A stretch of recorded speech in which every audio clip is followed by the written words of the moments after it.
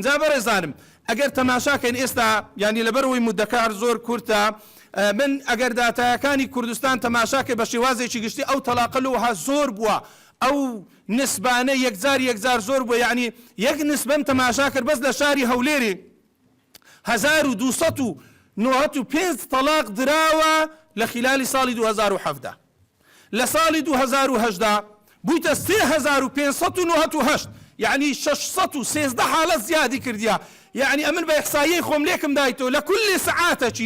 ساعاتشي نزيكي دو أفر الطلاق درايا لكاتي دوام دست بيدكا هتا دوام هرجيرايا همو روجي لخلال يك صال همو روجي دو أفر الطلاق درايا لخلال ساعاتي دي دو أفرتي دي وهكذا هتا دوام خلاص إذا أبيدي كما باقي لبوس بيني يعني تقواتوا مجتمعكم ملقايق أوادا بي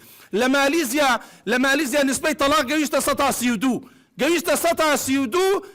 مەهاتیر محەممەد هەستا بیرۆکەیەکی دانا هەر کەسێک زەواز دەکا خلال یەک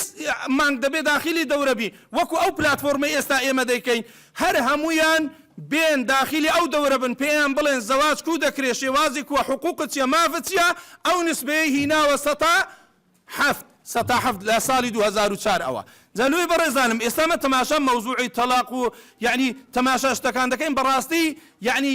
زۆر کاریسەیەکە لە ناو مجتەمەعێکی موسڵماندا ئەوەندە خێزان هەردەوەشێتەوە ئەوەندە بەڵەو هەروەشا بوون دەڕوا